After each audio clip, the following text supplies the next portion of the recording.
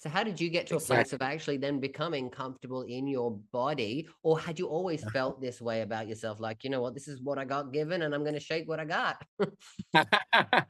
So with me, I was always the confident type. Now, back then, was I confident the way that I was now, as in taking off my clothes, on my clothes, showing it all? Back then, no.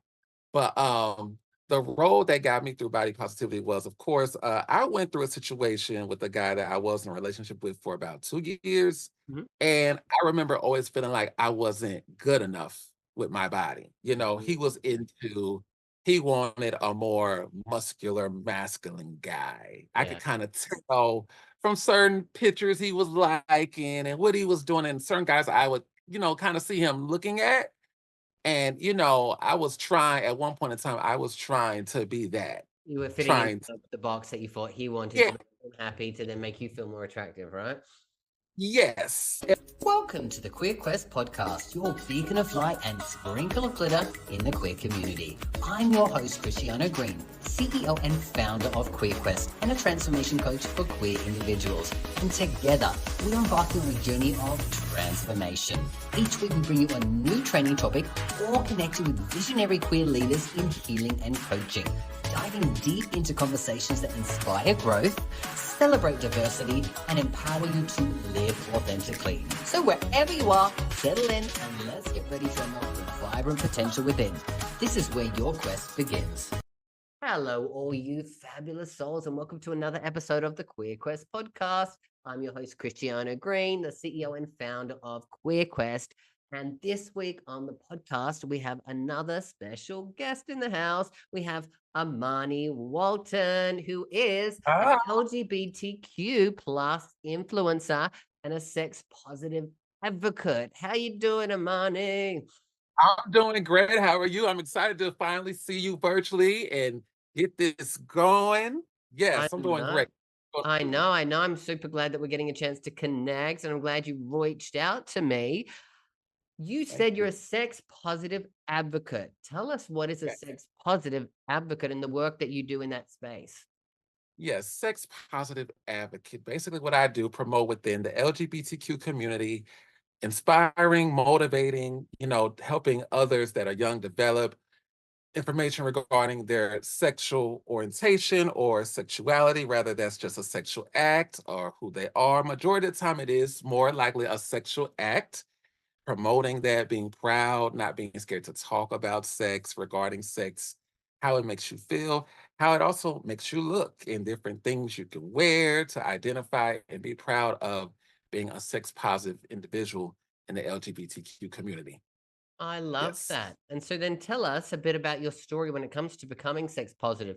Did you grow up in an environment that was, promoting you to feel that way, or did you have to kind of overcome some, obstacles along the Uh-huh. way? So in my story along the way to becoming sex positive, starting off, it was I'm gonna be honest, a horrifying experience because I grew up in, of course, a city, a town, in a family that was not accepted of me being who I am today. Yes. And me wanting to, of course, I'm growing up, I'm looking at different icons and Whitney, Madonna, Lady Gaga, and I'm wanting to, act like them, be like the, be Yeah. fabulous. Be fierce. Yeah. And not being able to fully express myself for years until I was able to have us be a certain age, kind of be on my own, go out, figure out who I am, identify who I am within our LGBTQ community. And Mm. then what happened was, after a relationship I was in, I started being a little bit more open to the idea of being more sex positive. So that's kind of where it launched off for me. I started because I had a following at the time as well, and I started wearing certain things and going to an event called Deviant at the time. And I would go there and I would be able to wear my jock straps and my lingerie and my thongs and just be all out and open with it and just do me. And I said, okay, you know what? Now at that point in my life, I was at the stage where, okay, I'm fully comfortable with either walking around naked, going to certain naked events, Mm. doing this, doing that, just being exposed to so much. And I'm just enjoying it all. I'm fascinated Well, because gotta think growing up, this was not the thing to do. I had to keep that in for decades. oh So yeah. now at the time it was like, okay, I'm about to do it up. I had a following. I'm about to get out here and do these shows because like I've done naked sipping paints that definitely represent sex positive. So Yeah. it's just been a long ride to the point now where I fully promoted with the actual university, Emory, Okay. and I do the sex survey with them where we get different groups, nationalities of guys, and we do these surveys and we promote it on the gay apps like Jack, Grinder, Adam. So I've made a career out of it Oh, I love to with hear sex that too. positive. And so it Yes. sounds like along this journey, or maybe this is different. Tell us, because you talked about sex positivity, but I'm assuming Uh-huh. that there's a level of body positivity, and I know they're very different. So do you want to explain Yes. to the people out there what is the difference, and like, do they go hand in hand, or like, yeah, like share us a bit about that. Right. So sex positivity in our community is more like identifying, glorifying sex. However, that looks to somebody, whether that's physically, sexually, emotionally, being proud of being sexual. Now, with body positivity in our community is being proud of how you're born, what you're born as, whether some are tall, small, thicker, wider, skinnier, because in our community, even with dating wise, it's so hard for a lot of gay men with so much judgment they get off of how they look, what they look like. Is it this certain type of look? Are they muscled up? Are they this? Are they? Yeah. So body positivity is a big part of me as well. And a big part well, that's the difference from sex positivity. It's all about being proud of being in the skin that you are in and knowing that you are authentic. Nobody can look like you, nobody can be like you. The way you look is how you're supposed to look, and you're not supposed to change that. That's true Yes. because, in our community, when we look at the statistics, over Hmm. 85% of gay men actually have issues with their image of their body, how they look, whether they're too short, whether they don't meet the requirements of the perfect body, etc. And that causes a lot of, mental health issues as well when you're not comfortable in your own skin. So how did you get to a place of Exactly. actually then becoming comfortable in your body? Or had you always felt this way about yourself? Like, you know what, this is what I got given and I'm going to shake what I got. So with me, I was always the confident type. Now, back then, was I confident the way that I was now, as in taking off my clothes, all my clothes, showing it all? Back then, no. But the road that got me through body positivity was, of course, I went through a situation with a guy that I was in a relationship with for about 2 years. Mhm. And I remember always feeling like I wasn't good enough with my body. He was he wanted a more muscular, masculine guy. I could Yeah. kind of tell from certain pictures he was liking and what he was doing, and certain guys I would, kind of see him looking at. And, I was trying at one point in time, I was trying to be that, You were fitting into trying to, the box that you thought he wanted yeah, to make him happy to then make you feel more attractive, right? yes. And I thought that would work. I really thought that would, and I went through different emotions trying to, it almost gets to the point with body positivity. That's why it's so important with body positivity, because when you're trying to please a certain guy and what they like and what type of look they're looking for, you begin to kind of lose yourself, lose the Yeah. thought of what you like to do. How do you see yourself? Do you like yourself in the mirror?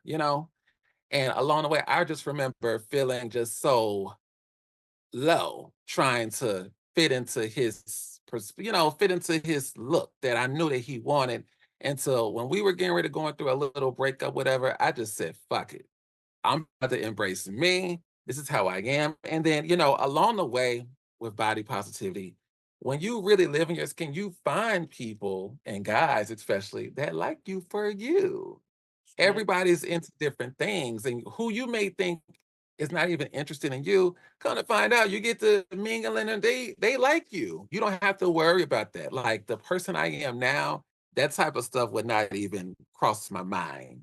It wouldn't even be a thought. But that's what kind of got me to who I am today. Because when I was in that relationship, I wasn't as confident to be naked. Because I'm thinking, okay, he might not like the way this looks. He likes a certain type. And so after now, it's just full blown. embrace me, embrace it all, up, down, side, top to bottom.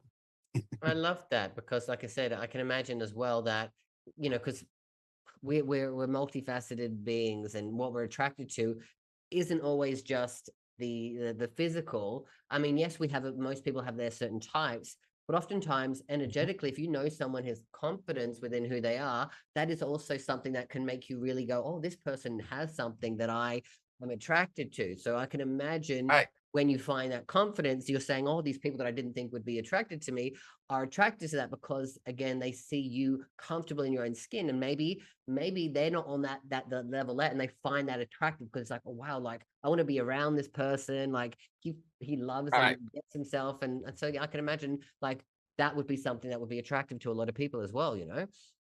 Yes, yes. And along with that, people get, especially in our community, we get so caught up into a look to the point where we forget about a personality because there's so many guys that are very beautiful, and their personality can be just negative, Trash. trash, to the point Yeah, where you trash. don't even like the person when you can start talking to them. You're like, oh my gosh, really? And you may meet somebody where you may at first, they may not even catch your eye, but their personality is fire. The Yes. vibe, the set, they're goofy, make you laugh, make you. So it's just not always about how somebody looks. Mm, I see that. And so then for someone who is body positive and sex positive, tell us about how you like what you find attractive. Do you have a certain type, or is it like because you see that within yourself, like you're more attracted to a lot more different things? Okay, so as I've gotten older, of course, well, I'm 28. I've always, for some reason, I've always, and when it comes to type, I necessarily don't have such a type. Mm. As in, I like all nationalities. Um, I pretty much like everything of the rainbow, but I always seem to end up with guys who are 30 years, 40 years older than me, like 30, guys in their 40 like, years older than you. yes, like Okay. guys in their late 40s, 50s, almost, because of course I've met a lot of guys where they look like they're maybe 40 years old when they're really 62. Okay. That happens a lot. It's almost like sometimes with gay guys, they it's like almost they look younger as they get older to me. I don't know. It's very different. It's very different. But I always seem to, so if I have to go with the type, it's always somebody older, way older, out of my age range. Yes. Okay. And do you find Mhm. that's because you feel like you're a bit more progressive, you're a bit more mature, and so the younger guys, from my also understanding experience, are a little bit more insecure and maybe immature in the same ways that maybe you're talking about. Yes, because with me, I will say, even though I am 28, I definitely act way past my age. And most guys my age, like for me, I would say career-wise and things and my priorities, I've always been very responsible, always been very ahead of the game a little bit. And I kind of learned that from dating older guys. I kind of learned certain stuff kind of early, like this is how you do this, get ahead, boom, boom, boom, boom, boom. Rather than with a younger guy, they just want to, oh, well, I'm not going to say every young guy, but young guys that I have always seemed to run across or try to hang with, they just kind of just live for today, want to play video games all day. And I'm a person, I'm very adventurous. I like to go out. I like to vibe. I like to try new things, like to travel.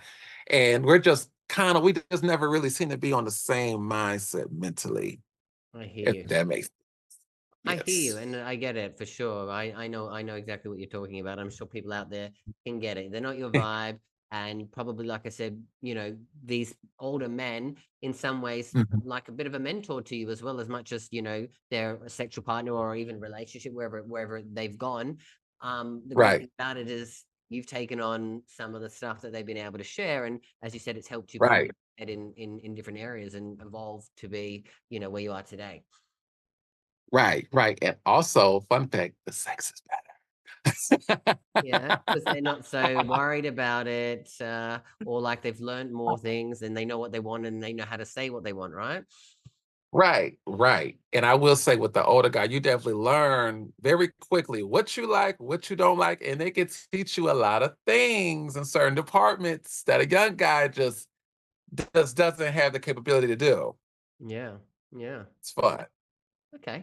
So Mhm. being sex positive, being body positive, and I know like you also do things like you've got your own OnlyFans and things like that. Uh-huh. And you're of course like an influencer. So I'm assuming you would get a lot of judgment from people outside of the community, but also in the community.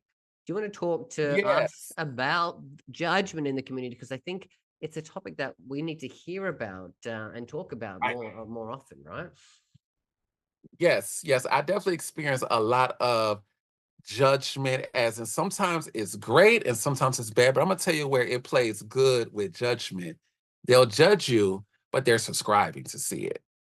And what I've noticed a lot in the gay community, because you have different picks with that, where a lot of the OnlyFans guys, of course, adult entertainers, things that we may do, we become very popular for on social media, Twitter, Instagram. People follow, they want to see it, they want to see you, they want to book you, they want to fly you out, they want to do all these different things, you Mm. know. But then, of course, you have those that judge. But here's the thing, and here goes the math with that. All these people that are judging, they're watching. They are getting off to these things. If you look at the views on certain things, on Twitter, all these people, you're watching it for a reason. You're intrigued. And a lot of guys who judge people in the entertainment industry, deep down, I feel like my hypothesis, I feel like they really want to do it. They want to try it. And because it may not be their thing, they're gonna bash you for it. They're gonna bash you for being a little bit more risky or being more explicit, because they may not have the confidence to do something like that. So they can't understand why you're doing it. Or a lot of guys, they play face for other guys. They play this good boy role, thinking this is gonna keep a man around if I do this and that, da, da, da. So they're judging you for what you're doing, thinking you got it hard in the relationship department, when it's the total opposite. What Of people don't course. always realize. Yes, 100%. it's And the of course, total like opposite. when it comes to the online world, the good, bad, and the Mhm. ugly, people show you also what they want you to see as well. And so, what people get, Right, I can imagine people would get, you have people who would get infatuated with you and your life thinking that it's XYZ. But of course, we right, know that again, it's social media and your life can be very different, right? As well, right? You want to, right. it's a business as well, right? For you, or online. Exactly. It's all a business. Don't get me wrong. I'm very real and raw online, but at the end of the day, it is a business. Even though I feel like I definitely inspire a lot of guys to be more risque, be more deviant, be more confident, be more sexual, but it is a business Oh, at yeah. the end of Yes, a business. It definitely is a business, and like I said, it's going to come with the people who are judging you. Maybe they either wish they could be doing what you're doing, or maybe they wish they were Mhm. part of the experience that they're seeing. Because a lot of Right, people have their fantasies, right? And excuse me, right. sometimes it's just not lived up to in reality. Like they want what you have, and so they'd rather try to bring you down because they Mm-hmm. think that that's going to raise them up, when in fact you bring our community down, you're also bringing yourself down at the same time, right? Right, right. Because you got to think of it like this, if because I kind of put LGBTQ in their own little world, where like we all can understand each other to a certain extent. And then there's a world out there where there's still so much judgment just from being gay. So my thing is, when you're in a same world as I am and you're judging me, and you're trying to put me down, you're only making yourself look bad, because guess what? The rest of the world, no matter if I'm doing OnlyFans or you're not or you are, they're gonna all look at us the same. They're all still judging. They're all still. So why be against somebody that's on your team? Collaborate. Exactly. And it's also like, I mean, we're in 2024 these days. So if you're online judging someone for doing something like OnlyFans or whatever it is on social media that people get upset by, it's like you get to choose what you are also having in your feed or what comes up from you. You don't have to follow these people, right? Clearly you do for a Right. reason, maybe entertainment. excitement, sexual exploration, whatever it is. But if you Right. don't want that and you find that a problem, you can choose to not be about it, right? But we're in 2024, Exactly. and I mean, people do OnlyFans. There are many people out there doing it, trying to Right. hustle for whatever reason, good, bad, and ugly. Again, people do things for whatever their own reasons are.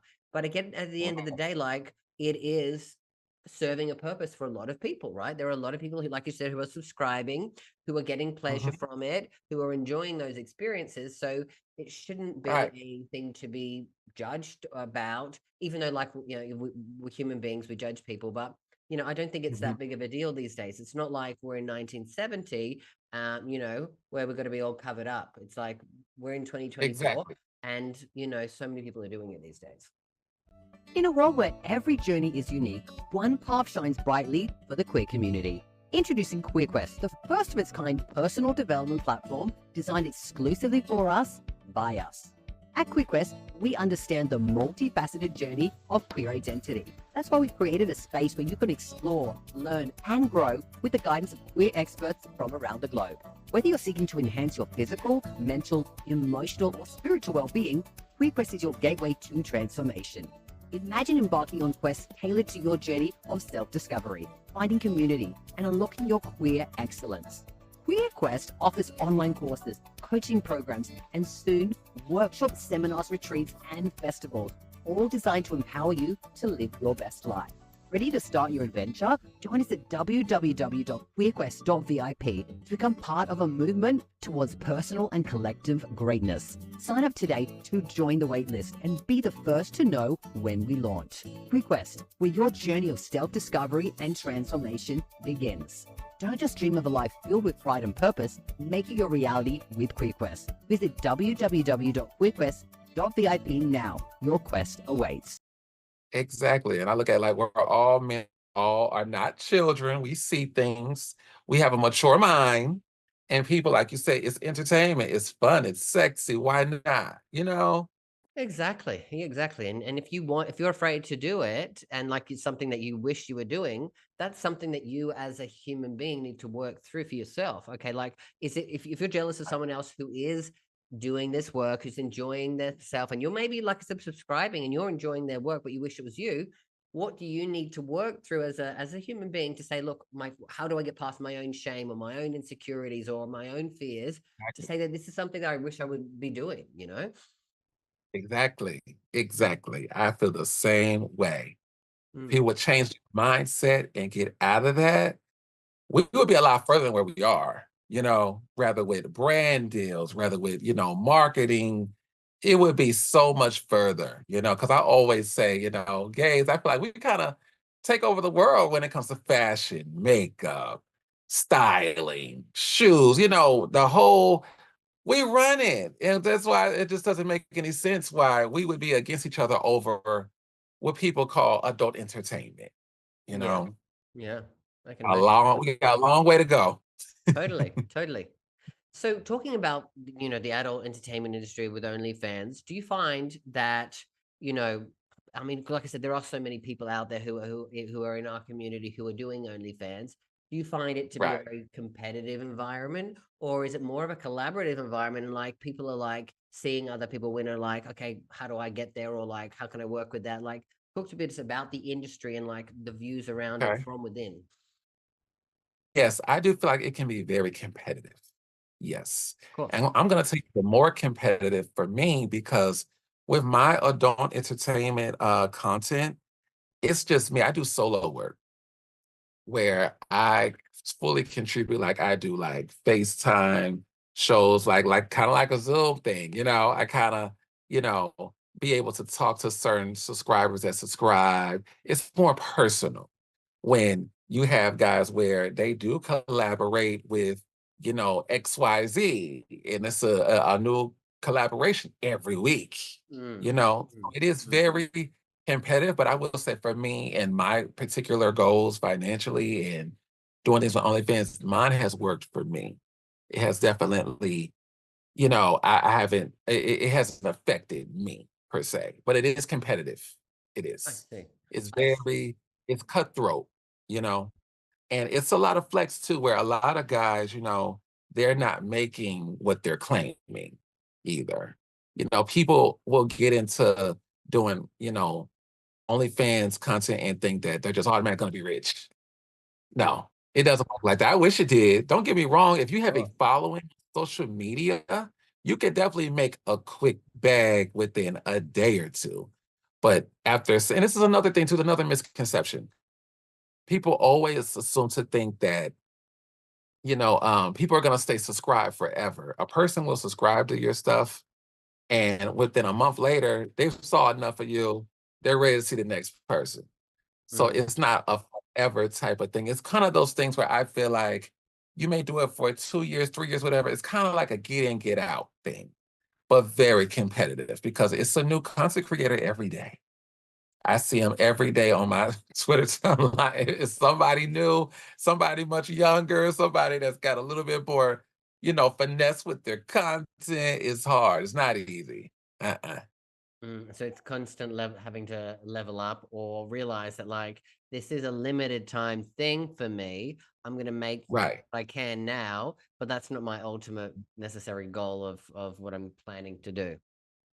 Yes, that's correct. Yes, that's the ultimate thing. It's kind of those things where you get in to get out. I always tell people, don't get in to stay in. You get in to get out, you know, get something out of it, do something bigger than that where you can still make the same type of money from that somewhere else. So I think it's very important for content creators and also being so competitive, you can't also just spend everything you get either. You may be popping for the next 4 months, and then after that, that might be it for you. That's happened to a lot of guys that I know that started. They might have had maybe a good year run.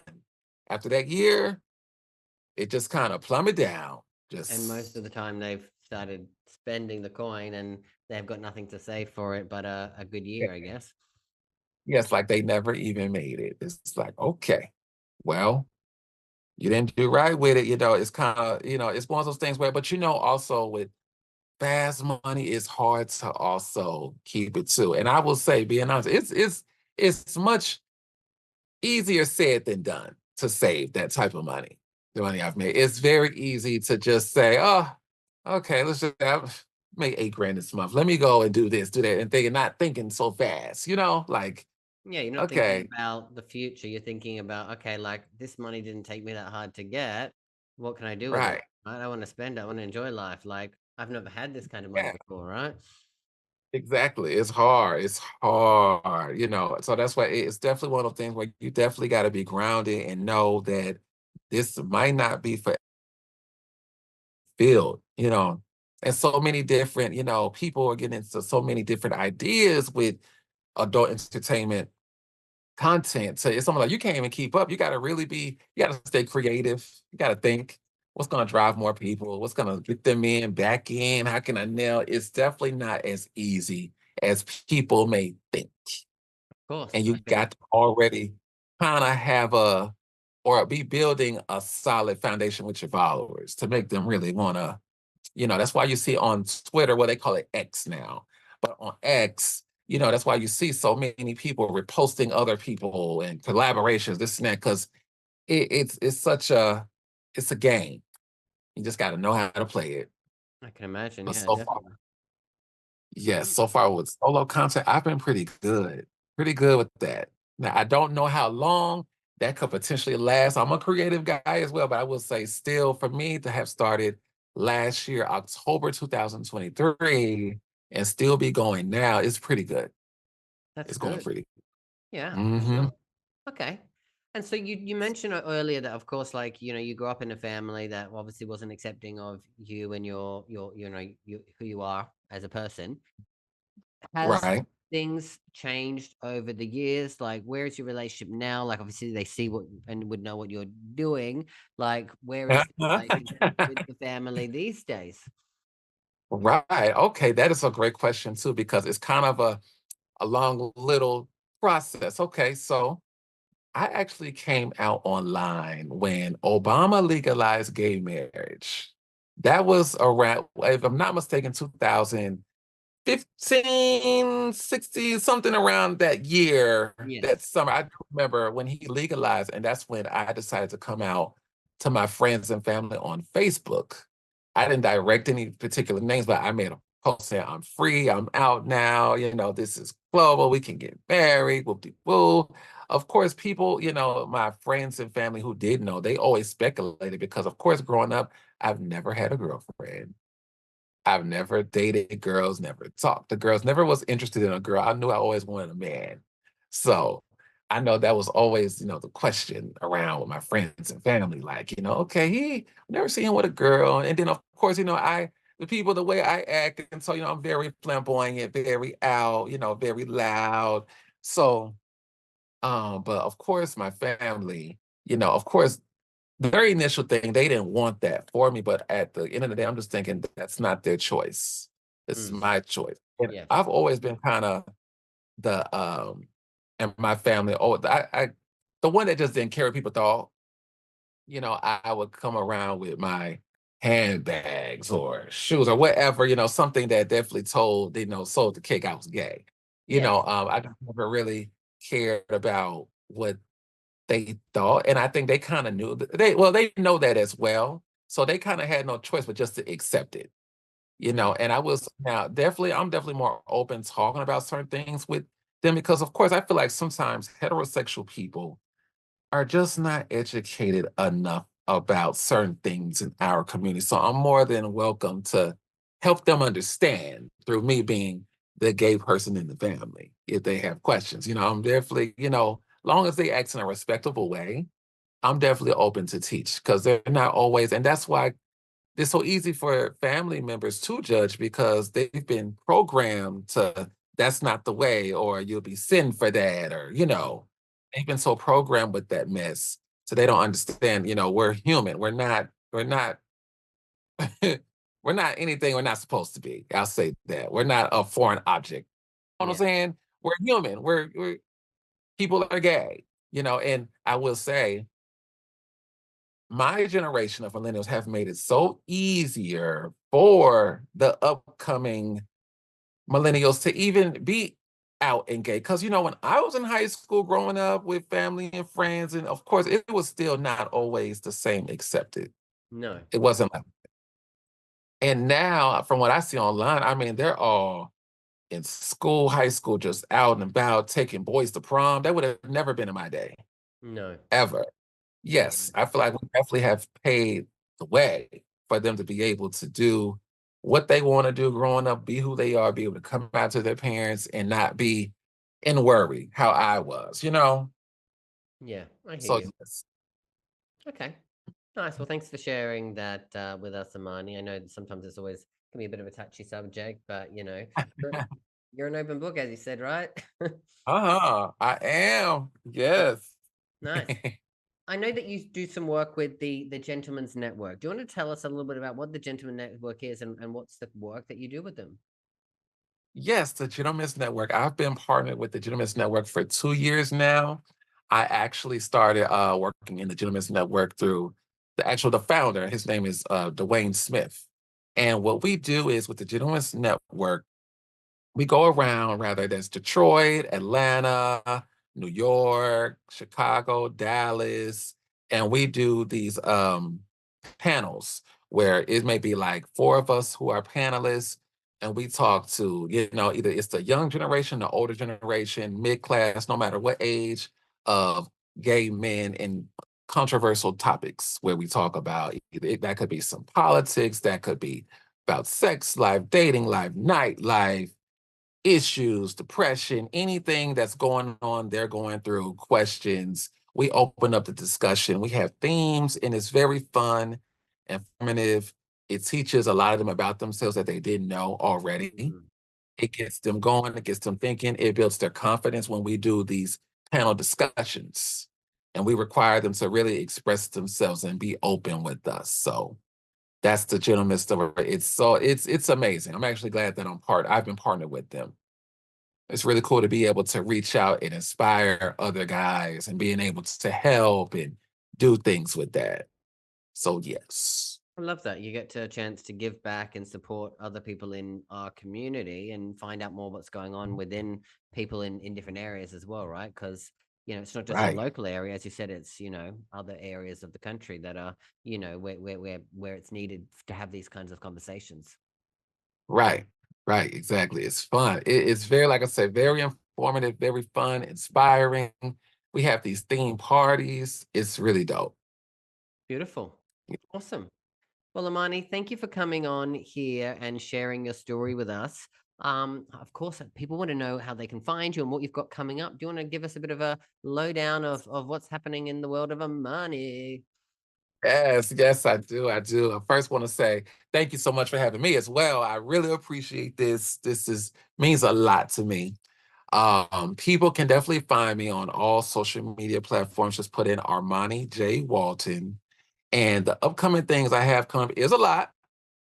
First, starting off with Atlanta Gay Pride at the end of this month. Okay. I have about 4 events planned that I'm going to be doing. One is actually a underwear panel discussion with TGN. The other 3 are club hostings that I do for Pride Weekend. So that's going to be very fun, hands-on. And also, I'll be also doing the Gentleman's Brunch as a panelist that Saturday morning. So all this stuff, guys, will be on my social media where you'll Yeah. be able to find. So if people can And find you, they'll go and find you on social media and they can see all this stuff that's upcoming, right? yes. And also, I'm going to be featured in a body positivity documentary that's currently being filmed. It's by Montreal Jones. So I actually, yeah. So that's coming out next year. But stay tuned for that and more events that I'll be doing. They'll all be posted. So that's what's coming up. Yes. Beautiful. Sounds fantastic. And I'm sure, like I said, there'll be plenty of people in the local area who can come and, say hello to you down at the Pride there in Atlanta, right?